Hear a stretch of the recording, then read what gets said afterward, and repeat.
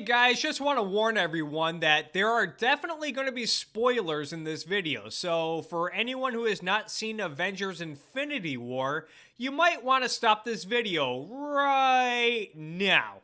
Since watching Avengers Infinity War on opening night, I've seen people lightly defend Thanos, saying that his motivations of preserving life in the universe are understandable.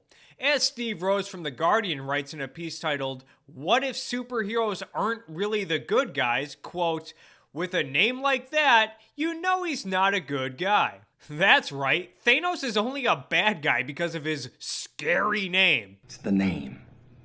That glorious name. With a name like that, you know he's not a bad guy. But nor is he textbook evil. He doesn't want to build an empire or amass wealth or any of the usual despotic bad guy things. He just wants to restore balance in the universe, indiscriminately. You could call him a Malthusian extremist. The universe is finite, its resources are finite. If left unchecked, it will cease to exist, he explains. So many mouths to feed, not enough to go around. You wouldn't call it evil if David Atten, however the hell you say his name, had said it. Actually, I would just call it insanely stupid. But Rose goes on to say, Thanos' methods are hardly humane, but there is logic to his argument. Climate change and environmental destruction are inarguable threats. Human existence is unsustainable. I also saw this post on Reddit shortly after watching the movie on opening night where the writer says that Thanos isn't a bad guy. Now, consider that Thanos' Malthusian logic is hilariously flawed for a few reasons. One, Thanos wants to preserve life by wiping out half of the existing life in the universe. He wants to save people by killing people. Imagine someone saying that they want to save cows by eating more cheeseburgers, or saying that in order to tighten your budget, you need to spend more money. Second, in order to accomplish this dumb goal, Thanos needs to obtain the Infinity Stones, which give Thanos a variety of insane superpowers.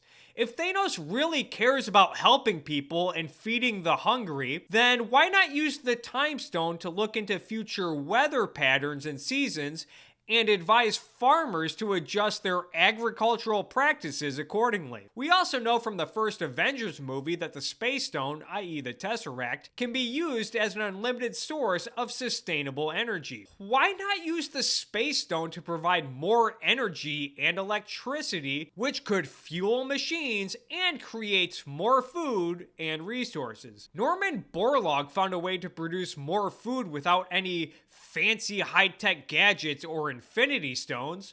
Bill Gates created a machine that turns raw sewage into clean water and electricity. Look at all of the insane technology that's been on display throughout the Marvel Universe. You're telling me that between Stark, Pym, the Wakandans, the Asgardians, the people on Xandar, Thanos, and the Infinity Stones that nobody could figure out a way to produce more food and resources? Also, what if all of the farmers and producers of resources happen to die out during the big cosmic balance? As one of the commenters on the Reddit post I mentioned stated, quote, Thanos' motivation isn't profound. It's anachronistic. Thanos doesn't need the Infinity Stones to fix the universe. He needs someone to tell him about IUDs. You're goddamn right. This being said, I strongly disagree with Rose in that there's logic to Thanos' argument. Thanos clearly hasn't thought any of this through. But contrast Thanos' actions with the actions of the heroes. Thanos ultimately disregards intelligent life, willing to sacrifice any and all life, even the lives he claims to care about, for the sake of some greater good, while the heroes ultimately are willing to preserve intelligent life, especially lives they love and value the most, at all cost. This is a common theme amongst the heroes throughout the movie. Scarlet Witch is unwilling to kill Vision, whom she has fallen in love with, even if it means keeping the Mind Stone from Thanos and thus saving half of all life in the universe.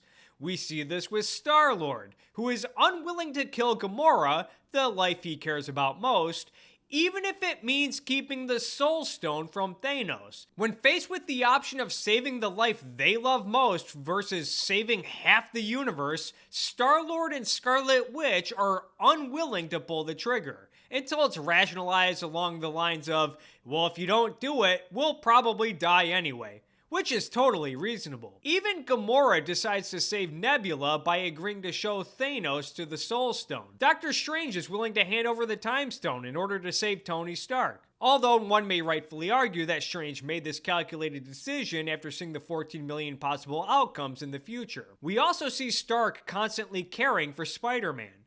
As Vision and Captain America both mention, we don't trade lives. Thor and Drax's motivations speak a little to this as well. Thor and Drax are not necessarily out to preserve life, but rather to seek justice against Thanos for killing the people they love the most. Thor is seeking justice on behalf of Asgard, while Drax seeks justice on behalf of his family. Now, contrast all of this with Thanos, the bad guy in the movie. In an Abraham-like gesture, Thanos sacrifices the person he claims to love most, his adopted daughter Gamora, in order to obtain the Soul Stone. Thanos also shows a willingness to sacrifice his other adoptive daughter, Nebula, numerous times, threatening to kill her while interrogating Gamora, and again on Titan saying that he would kill her, but it would be a waste of spare parts. What a dick. Does it sound like Thanos really cares much for life? Absolutely fucking not. If Thanos is willing to sacrifice the lives he values most,